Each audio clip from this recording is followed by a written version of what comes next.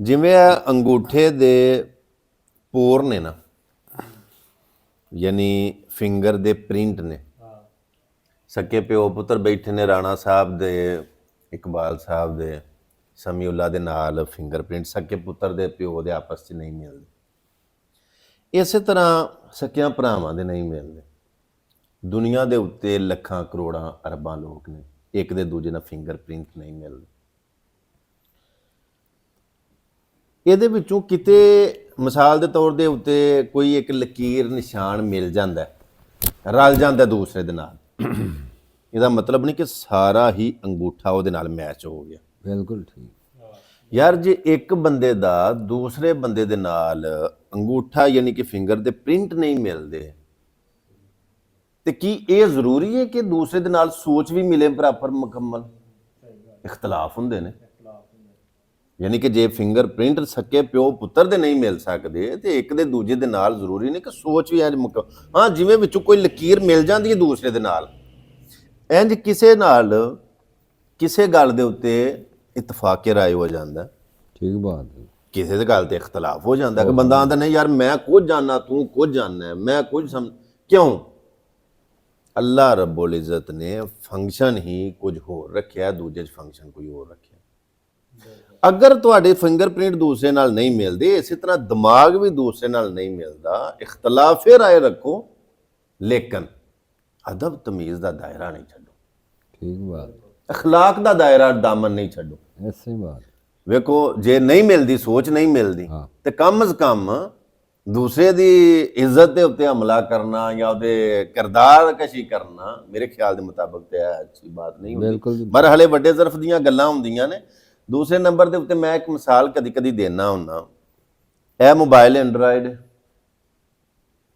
ਇੱਕ mobile Nokia 3310 ਲੈ ਲਈਏ ਬਟਨਾਂ ਵਾਲਾ, ਰਾਣਾ ਸਾਹਿਬ ਜੀ, ਕੋਈ ਬੰਦਾ ਤੁਹਾਡੇ ਕੋਲ ਮੋਬਾਈਲ ਲੈ ਕੇ ਨੋਕੀਆ 3310 ਆਈਏ ਬਟਨਾਂ ਵਾਲਾ ਤੇ ਆ ਕੇ ਚਾਚੂ ਜੀ ਮੈਂ ਇਹਦੇ 'ਚ ਅੱਜ HD ਫਿਲਮ ਵੇਖਣ ਲੱਗਾ, ਵੇਖਤੇ ਨਹੀਂ? ਕਿਉਂਕਿ ਬਟਨਾਂ ਵਾਲੇ ਦੇ ਵਿੱਚ ਕੋਈ ਸਿਆਣਾ ਬੰਦਾ ਬੈਠਾ ਹੋਇਆ ਤੇ ਆਖੇਗਾ ਯਾਰ ਕੋਈ ਦਿਮਾਗ ਨੂੰ ਕੰਮ ਲੈ। ਇਹਦੇ ਵਿੱਚ ਬਣਾਉਣ ਵਾਲੇ ਨੇ ਉਹ ਫੰਕਸ਼ਨ ਹੀ ਨਹੀਂ ਰੱਖਿਆ, ਇਹਦੀ ਉਹ ਕਪੈਸਿਟੀ ਨਹੀਂ। ਅਗਰ ਤੂੰ HD ਵੀਡੀਓ ਵੇਖਣੀ ਹੈ, ਆਈਫੋਨ ਲੈ, ਐਂਡਰਾਇਡ ਲੈ, ਜਾਂ ਤੂੰ ਕੰਪਿਊਟਰ ਦੇ ਉੱਤੇ ਵੇਖ ਲੈ, ਇਹ ਨੋਕੀਆ 3310 ਦੇ ਵਿੱਚ ਉਹ ਫੰਕਸ਼ਨ ਨਹੀਂ ਜੋ ਤੂੰ ਭਾਲਣਾ ਢੂੰਡਣਾ। ਠੀਕ ਬਾਤ। ਚਿੜੀ ਨੂੰ ਬੰਦਾ ਆਖੇ ਕੋਇਲ ਦੀ ਬੋਲੀ ਬੋਲ, ਨਹੀਂ ਬੋਲਦਾ, ਕਿਵੇਂ ਬੋਲੇ? ਰੱਬ ਨੇ ਉਹਦੇ 'ਚ ਉਹ ਫੰਕਸ਼ਨ ਹੀ ਨਹੀਂ ਰੱਖਿਆ।